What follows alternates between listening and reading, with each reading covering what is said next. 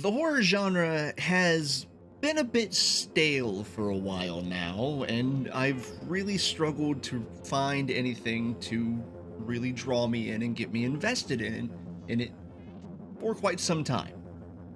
That is until very recently.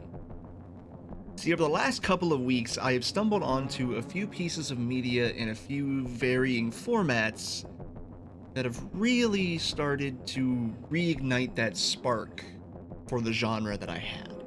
And today, we are going to be going over one of those pieces of media, a YouTube channel that goes by the name of Doctor.Nowhere, and more specifically, the T.O.E tapes found therein.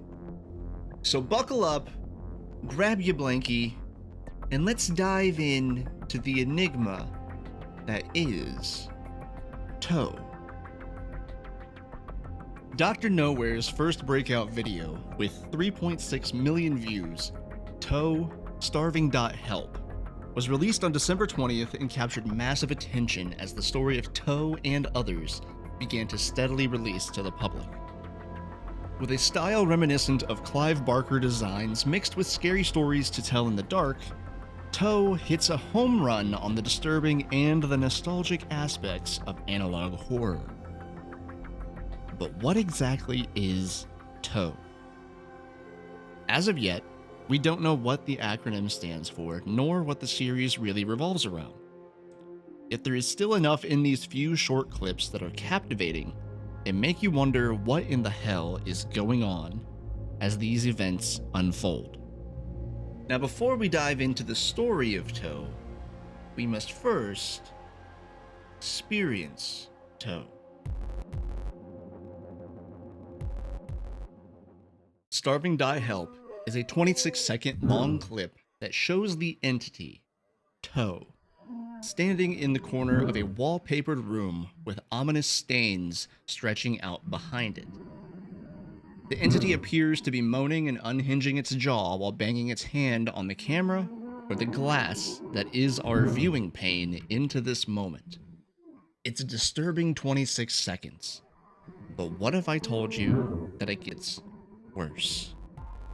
See, what I just described to you is what you may think on a first glimpse at this clip.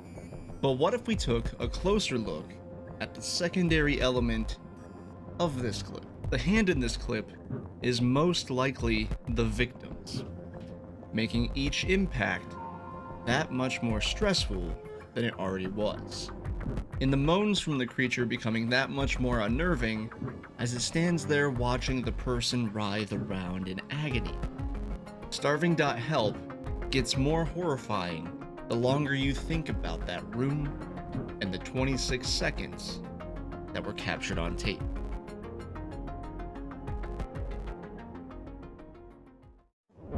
Love.thumper is the second tape in the T.O.E. story, and it opens with an unknown cameraman recording an unusual event happening on his television set while in bed at night.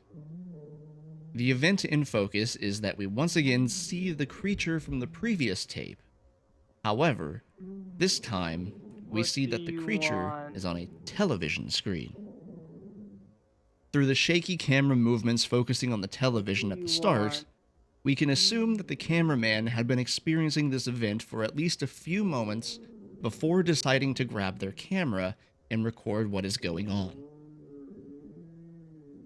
The cameraman calls out to the figure on the screen, asking it what it wants, but only getting back broken English words mixed with guttural noises. Please go away.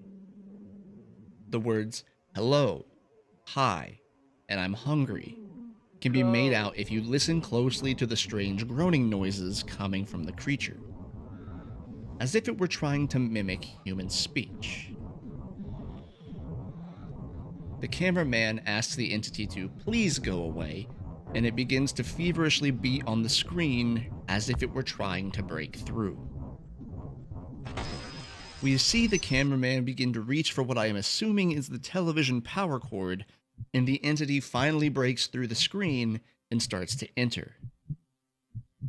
We don't see what happens next, but the camera cuts to a dark room with a volume control appearing on the screen.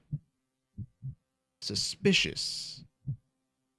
We can hear the sound of a heart beating rapidly, and then a door, possibly from another room or a closet, gets pushed open by some long, thin appendage.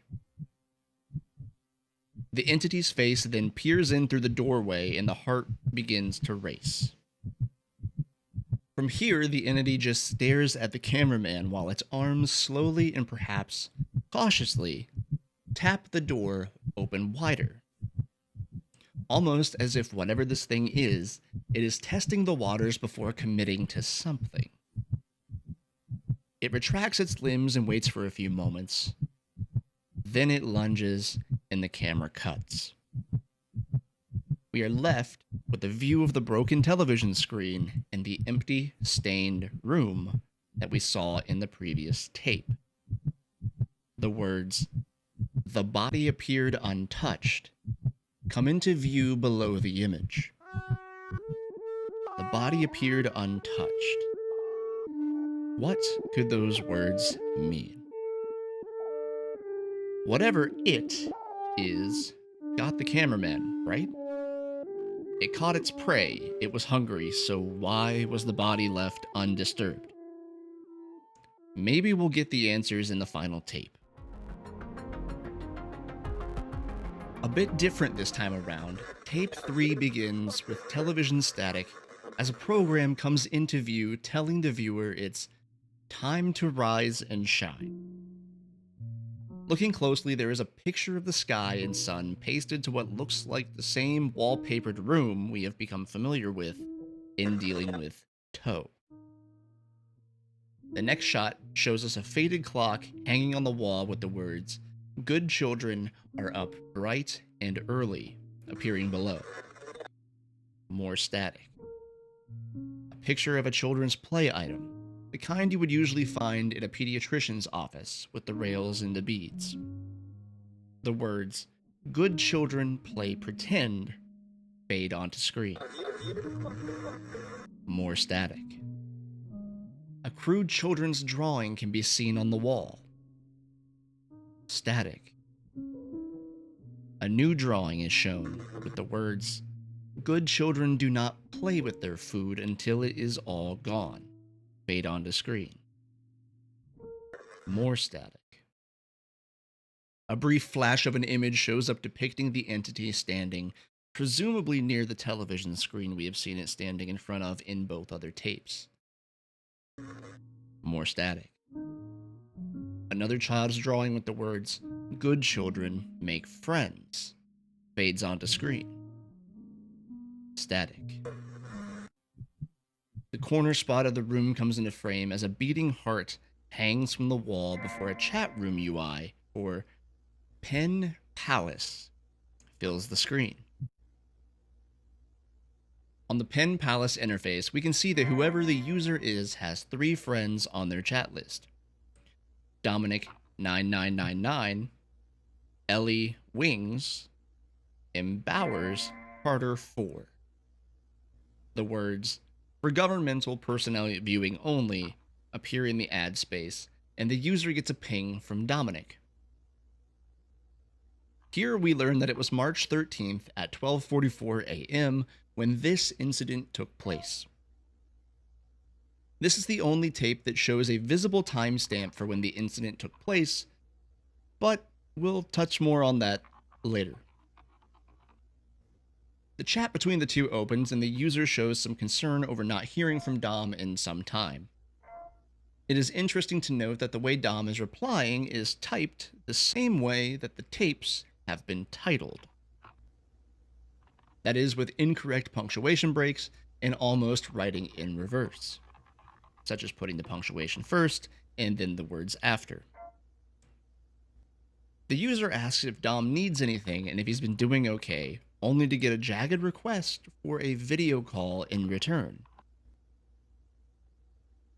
The user tries to decline, but Dom continues to push the request with short, pleading replies. This continues for a bit before the user is met with a barrage of the word "please." and decides to make the effort with the condition that they be as quiet as possible so as not to wake the user's mom. Dom agrees at first before immediately sending a message that reads, starving.help, prompting the user to laugh and say that this better not be a prank. A video chat request fills the screen with a large, ominous smiley face, and the user clicks accept. The next instant, we see a back view of the entity from the first two tapes as it gyrates in the corner of the yellowed room before the screen cuts to black and the image of the beating wall heart fills the screen once again. The words, "None of it makes any sense. Everything inside was gone," fade in and out of the screen as the heart continues to beat until the tape cuts. This is the last of the recovered T.O.E tapes as of right now. But what's really going on here?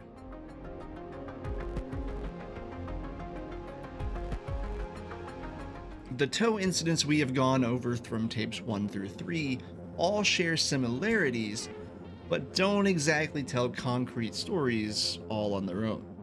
The first tape, being only 26 grisly and unnerving seconds long, doesn't tell us much in relation to the grand scheme of things. As such, neither do the other two tapes when viewed through the vacuum of isolated scenarios. However, I believe that these 3 recovered T.O.E tapes all come together in the end and tell us the story of what happened on March 13th, 2005, and can help us understand what the entity is, or at the very least, give us some clues towards eventually figuring it out. In order to help figure out exactly what is going on here, there are 3 specific things that we will be looking at for answers. First, what does the wallpapered room have to do with anything? Second, the fact that Dom plays a key role in linking together all 3 tapes. And third, we're going to look at the behavior of the entity over the course of the 3 tapes and what we can see from it. If we take the time to look at all 3 tapes, there is always one constant that we can see: the wallpapered room. In starving.help, the full duration of the tape shows us the entity shuddering, twitching, and groaning while a hand beats against the glass barrier inside of a claustrophobic yellowed room. The yellowed wallpaper in the similar room shown in later tapes, housing various childlike objects, gives me some kind of backrooms vibes, but I think it's an original piece based on some other information we'll see in the next part. Hello? Within the context of the 3 T.O.E tapes, we see interaction with the entity always involves What the do you yellowed want? room. How then does T.O.E interact with the outside world? I believe that it is handled through digital means, or rather that T.O.E requires a broadcasting medium to make contact. When we see the entity through the tapes, the entity interacts with chat user and cameraman through broadcast mediums such as the television and the chat room interface. And always, we see that the entity is encountered to the backdrop of the yellowed room. Or at the very least, in the 3 recovered tapes, that is what we see. The yellowed room is always the same in the instances that we see it.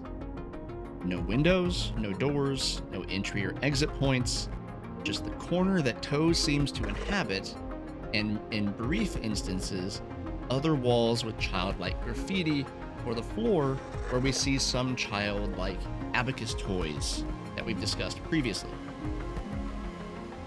The only other view that we get is a single frame which shows the entity hunched over, leaning in towards a glowing port in the wall.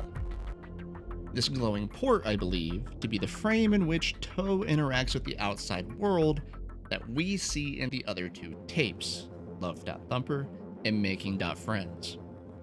All of this to say that I believe T.O.E resides within the yellowed room and gains access to our world through various kinds of broadcast signals. While all of our exposure to T.O.E has been through these 3 tapes, 2 individuals encountered the entity through separate means.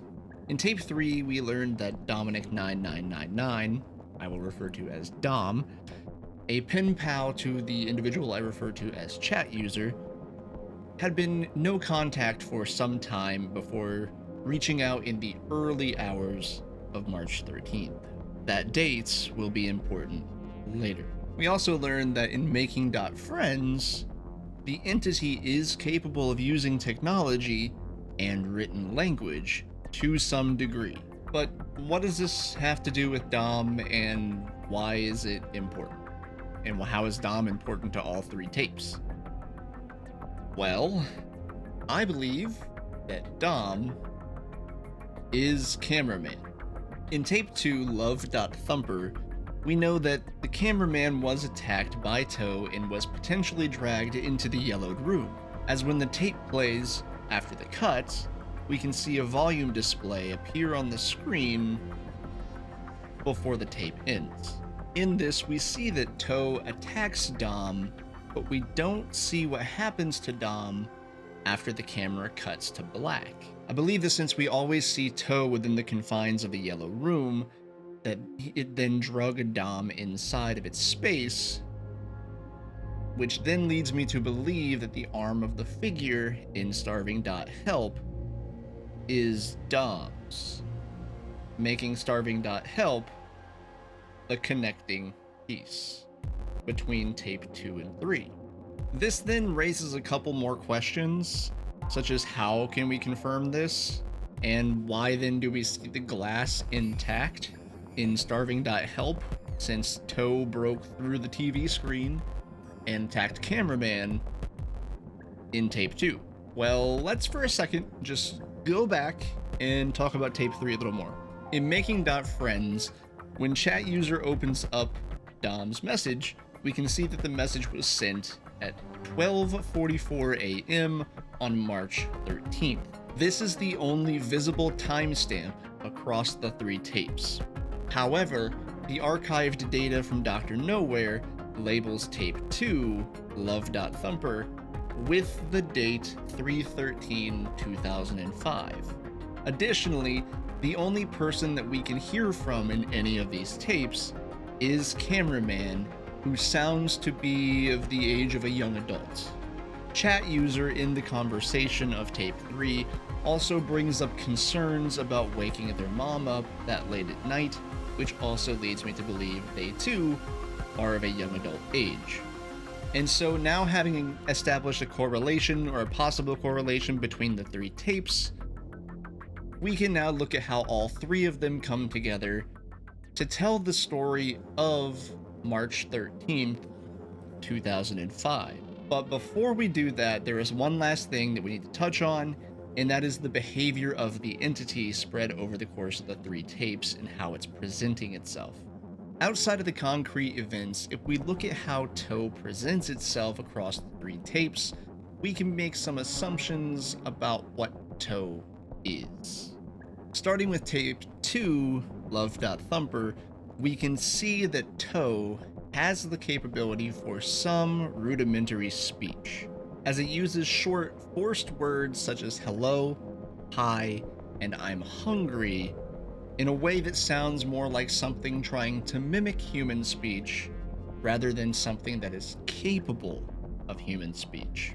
This gives me the sense that this thing has made contact with others and is trying to mimic what it has heard to draw in Dom. Not unlike stories about skinwalkers that you hear with them trying to mimic human speech to draw people in. Aside from its speech pattern, once it does start to chase Dom, we can see that it is not outright violent. It's more cautious in its interactions, much like it's trying to test the waters before it's committing to its actions. While in tape 3, making.friends, we are shown the images of the yellowed room depicting childlike drawings, posters, toys, and phrases that one might see in a child development center, or that the origins of these objects or that these objects are what this entity is basing its identity on. A child, but a little more on that later. Lastly, we can just outright assume that T.O.E. isn't a classic predator. We are left with the knowledge that all of the bodies were found intact. Only the insides were missing. Or one could say that only the organs had been removed. And there was no evidence of any of the bodies having been tampered with. From this information, we can go ahead and assume that T.O.E.'s goal in all of this is something akin to organ harvesting, and not, or maybe not, consumption of prey. Taking this one step a little bit further, we get the title of Tape 2, Love.Thumper, which, when you think about it a little more, your love thumper could just be your heart. And with the visual that we see of the removed, still beating heart hanging up inside of the yellowed rooms, adds a little more credence to this insight. Overall, T.O.E. does seem to exhibit some degree of human behavior and or tendencies, but there's a little bit more on that I will cover in the speculations section of this video. But for now, we can at least assume that what it is that T.O.E. is after by looking at all of this information. So what does all of this mean? Well, from all of the information that we have gathered thus far, I believe that the order of the tapes is as follows. The series would start with Tape 2, Love.Thumper, and ends with Tape 3, making.friends, and Tape 1, starving.help, is a either previously cut section from Tape 3, or it was just a missing piece that they found later on, and it tells the story of what happens in Tape 3. Taking this all into account, I believe that the story of what happened on March 13th, 2005 is as follows. T.O.E., the entity, Hello? first makes contact with Dom through his television set late at night on March 12th, or just as the calendar date changes at midnight to the 13th. Dom engages with the entity and decides to record the event with a camcorder that he has nearby. Through the following dialogue, we can hear the entity using rudimentary speech to try and communicate with Dom, but Dom tells the entity to go away. Go. In an effort to make this entity disappear, Dom reaches out for the power cable, and a desperate T.O.E. breaches the threshold of the television screen and enters Dom's room. Dom then either runs and hides in a separate room, or the entity drags Dom into the yellowed rooms where it begins to investigate Dom and gauge its prey. During all of this, it's possible that Dom had the chat room of Penn Palace open somewhere nearby, and T.O.E. found it while engaging with Dom. After trapping Dom inside of the yellowed room, T.O.E. began its process of preparing the body while Dom is alive, before turning its attention back to the chat room, where it notices the contact best friend. Then, at roughly 12:44 on March 13th, T.O.E. begins to try and communicate, in its limited range, with best friend, and chat user answers the message on Penn Palace. T.O.E. and chat user exchange messages for a few minutes before T.O.E. begins to ask for a video call and attempts to make contact with chat user. Chat user accepts the call and connection with the yellowed rooms are made, while the ending of Tape 3 plays out as we have seen. Dom, still alive, begins trying to escape by beating on the screen, which would now be intact viewing it from chat user's perspective, while T.O.E. excitedly groans and twitches in the background. Through unseen context, we then know that both Dom and chat user were attacked and enucleated by T.O.E., as though their bodies were visibly untouched, nothing remained inside, and we once again see the beating heart hanging in the yellowed rooms. T.O.E. now missing from the image. That is what I believe happened during the early morning hours of March 13th, 2005. And through the context of these 3 recovered tapes, this is all we have to go on. There are many loose ends that were left in the wake of these 3 tapes. But what if I were to tell you that there are other documents, other reports, and other evidence that we still haven't covered yet?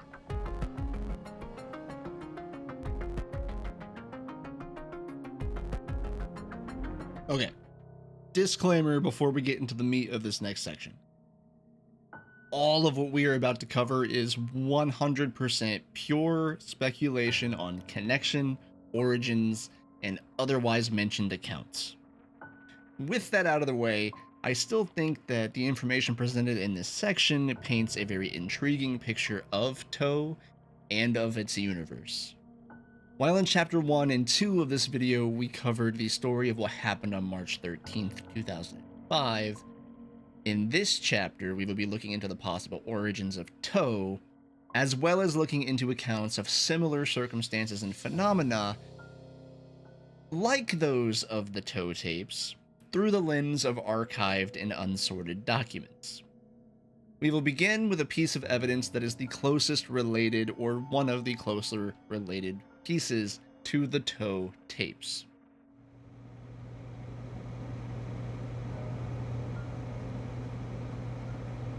Date, May 13th, 2005. We've been lied to, and it could potentially be trying to reconnect. Kelly Smokesman. Stroke. Nevada massacre leaves 16 dead. Nothing happened in Nevada. We are under the impression that the government has everything under control. This first piece of evidence shows an entity that is incredibly similar to T.O.E., seeming to move from a house in our world, with a picture of a broken TV screen accompanying it. Now what I want to know is if T.O.E. has decided to fully break from the yellowed room, but also this is dated 2 months after the events captured on the T.O.E. tapes, and was also captured on the 13th of that month, being May. Additionally, the report indicates a major event called the Nevada Massacre, in which supposedly 16 people died, with an additional strike of text that reads, "Nothing happened in Nevada, and we are under the impression that the government has everything under control." So is there a government agency out there trying to cover up what's going on here? Also, who is Kelly Smokesman, and how are they related to this case? As of now, this is the latest piece of evidence in relation to T.O.E., but it only leads to more questions with its existence. Date, November 13th, 2005. Subject, the barbed wire mannequin. Family of 4 living on a prairie. The prairie is surrounded by nothing but forest. The only building for miles is an abandoned hospital. The children of the family began complaining about recurring dreams that took place in said hospital. Each dream contains a common subject: impalement by long, thin barbs of unidentified metal. The children describe the heart monitor was unplugged. The boy couldn't be saved. Barbed wire mannequin, eyes pieces of a child. It appears that later in 2005, there was a separate incident in an undisclosed rural location in which a series of recurring nightmares were affecting the children of a family. The children, when talking about the nightmares, stated that they always took place inside of an abandoned hospital found nearby, and that disturbing scenes of impalement on metallic objects always happen. This photo, taken at dusk, presumably on the family's property, depicts a tall, shadowy figure with a physical build that is similar to what we saw with T.O.E. The dividing feature being the two bright eyes and the four spikes that are extruding from the figure's head. Now, as far as we know, T.O.E. is not a nightmare entity and requires technology to make connection with the real world.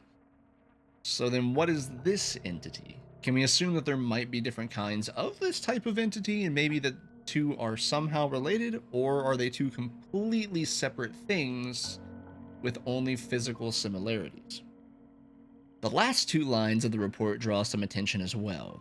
The heart monitor was unplugged, the boy couldn't be saved. And the barbed wire mannequin pieces eyes of a child stand out here. As to my best guess, these were amended to the report after the initial documentation of the case file. But who was the boy? And what does that have to do with the barbed wire mannequin? Sadly, again, this is the only documentation on this incident found in the archives. All of a sudden, the world went dark, like a solar eclipse had happened. Then something extraordinary happened, but not in a good way. There was another moon in the sky. Another moon! If I hadn't caught it on camera, I wouldn't have believed it. But after the third photo, a tall, dark silhouette materialized before me. I quickly ran inside and hid under my bed, and in about 3 more minutes, the sun shined through my bedroom windows again. Though we only have the archival date to note this report with, being September 3rd, 2021, it appears as though this is primarily just an account by the photographer with not much else on the incident.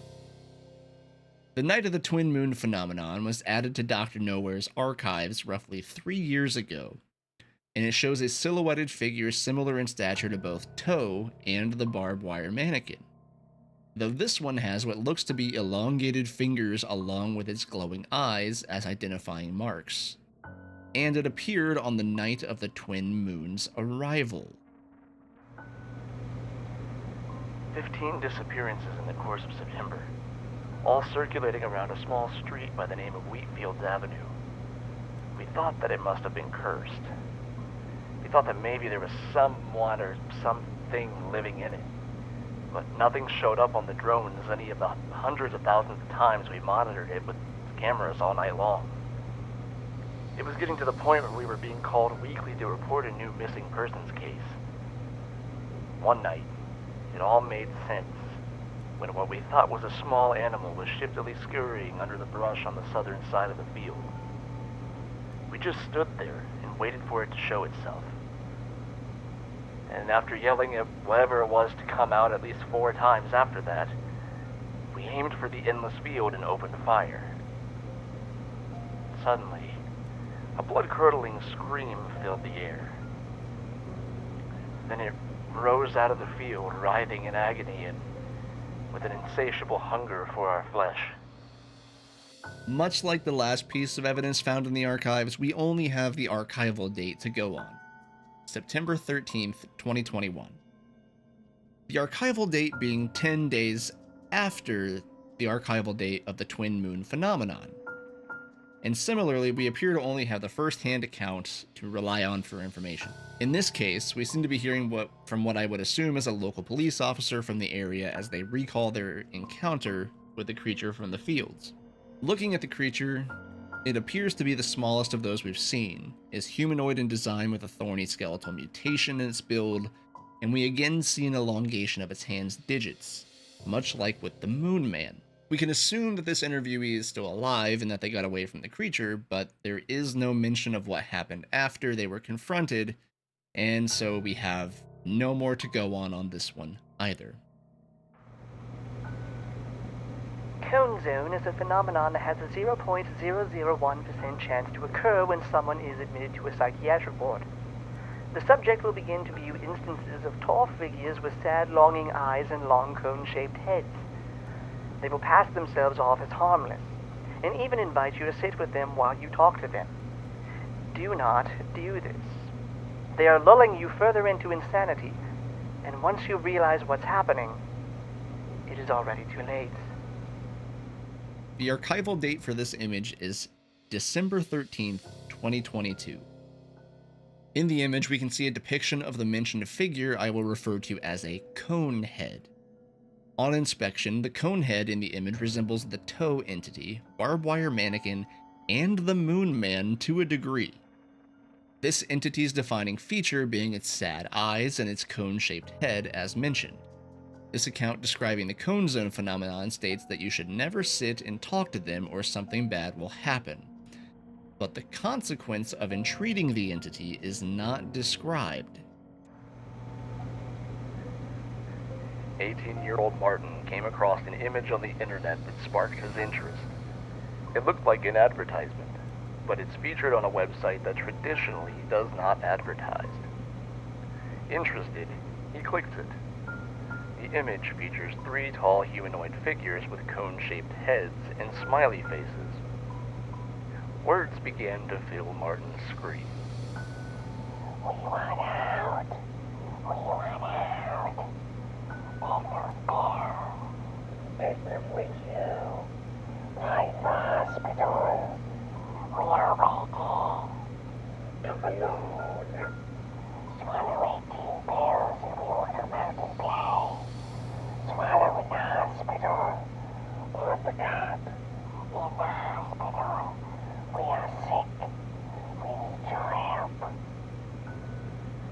Missing persons report was filed for 18-year-old Martin Heath the next day. 3 weeks later, what was left of Martin Heath was found in St. Francis Hospital. There had been a basement level of the building that had previously not been searched. The archived report has an amendment attached that reads, "They can only exist psychologically. They need a gateway. Once they get that gateway, they come into our world until the host succumbs to the medication. They are in pain once they exist, and they will try their best to inflict it upon you. They would rather exist in agony than not exist at all." Article 6 of the archival evidence shows an image, presumably captured in a hospital, that is filled with tall dark figures that resemble the cone heads spoken of in Article 5. One other point of note here is that a figure that strongly resembles that of the entity from the T.O.E tapes lingers on the left side of the picture, slightly out of frame. Another point to note is that the report does not include a description of the state that Martin Heath's body was in when it was found. It only states what was left of it. Picture is undated, but the archival date is from February 22nd, 2023. So what can we gather from all of these isolated events, and how could they relate to the T.O.E tapes? Well, there are a few things that I want to talk about, but please bear with me because this is gonna be a bit of a doozy. Alright, okay. We're just gonna get right to it. What if T.O.E is a cone head? Or rather, what if T.O.E was a cone head? I'll explain. From the report in Article 5 about the cone zone phenomenon, we know that cone heads try to lull patients into talking with them or entertaining them, entreating them, whatever you want to say. They try to interact with the patients, and the article only notes that that is a bad idea, but doesn't expand on what happens if a patient does. So, what does happen if somebody does get close to a cone head? What if they do talk to them? What if they do entreat them to their game? Stick with me here because we're gonna get somewhere with this, okay? I think that if a cone head manages to draw in a patient, that they obtain a gate. Well, it's been stated that they need a person to open a gateway to our world through one of the articles, right? So if they do make contact with a patient, they get that gateway, and they get to come into our world through the patient. Now, I'm not talking like possession here. I'm more talking something similar to assimilation or absorption. Take your pick. A merging of the two, conehead and human. So what if, when a human does make contact with a conehead, the conehead and the human begin to merge, and the conehead comes into our world, taking on traits and tendencies of the one that they made contact with. This could be why so many of the entities we've covered in the last chapter share similarities here and there, but are both physically and cognitively different from one another. Now, the hospital setting also seems to be a focal point in a lot of these articles, and the accounts of the entities stemming from those articles do bear resemblance to one another. The barbed wire mannequin, for example, is a tall and lumbering figure with those protrusions and large spikes extruding from its crown, while the children who lived close by, that were having the shared dream or the shared hallucination, kept dreaming of the hospital and the metallic objects and impalement. Now, going back to that article for a moment, the lines towards the end that read, "The heart monitor was unplugged, the boy couldn't be saved," and "barbed wire mannequin, pieces of eyes of a child," could potentially be referring to the state that the child was in the hospital before it made contact with a conehead. Now, the sharp metal instruments that they were talking about could be any number of medical equipment found in the hospital at the time, but with the form that the barbed wire mannequin takes in our world, if the two are related, it could be something akin to brain surgery, or if it's been around for a long time, and to get a little bit darker here, lobotomy. Now, the case of Martin Heath shows that these entities reside within hospitals and in larger numbers than just single case bases. And in this same case, this is another instance in when we see the entity that we have come to call T.O.E, or the entity that we have focused this video on. Now, the omission of a description of the state that Martin's body was found in the article doesn't give us a whole lot to go on or lean too far into that direction, but we do know that T.O.E does interact through digital means or broadcasting mediums, such as the chat room in tape 3 of the T.O.E tapes. And Martin Heath was contacted via online advertisement before everything bad happened to him. Now, if we try to mix all this together and say that the coneheads in a person can making contact, make the conehead assimilates them and they take on traits and tendencies of the person, patient, what have you, and if we're saying T.O.E was involved in the Martin Heath incident, the fact that Martin's body was found in that he was deceased, but we don't really have a description of what he looked like or how the body was handled. I can't say one way or another too sure, but it does sound like T.O.E maybe harvested Martin before any of the other coneheads could assimilate Martin. Potentially. Now, again, if we are taking this assimilation route of these entities and we're saying that they are all related, which in this theory we are, who then made contact with T.O.E when T.O.E was a conehead? Well, do you remember all of the childhood iconography and the developmental readings and the items that were found in the T.O.E tapes within the yellowed rooms? Well, I think that person who made contact with the conehead was another child patient. If this was the case, then that would mean all the doodling on the walls and the childhood developmental phrases and whatnot, but they would all start to fall in line a little bit with this theory and make a little more sense as to why T.O.E acts the way it does, and why all of those icons were shown in the T.O.E tapes within T.O.'s realm of existence. Also, if T.O.E did assimilate a child with something like a developmental issue, like a speech problem, that could also explain the way that T.O.E.'s behavior is sometimes, with the broken up speech, the struggle that's there. It sounds almost like it's mimicking. Also, the caution and just the very skittish approach that T.O.E has when we see the way it interacts with Dom in tape 2. You can see it a little bit there. So if T.O.E and the barbed wire mannequin were both at one time children and or patients of some hospital that the Coneheads did assimilate and turned into those entities, why then did we cover the other articles in the other entities if we already had it figured out? Well, simply put, more similar entities do appear in those articles, at least by my standards of this, and also the presence of the twin moon kind of throws a hitch in my understanding, and I'm not too sure to read far into that.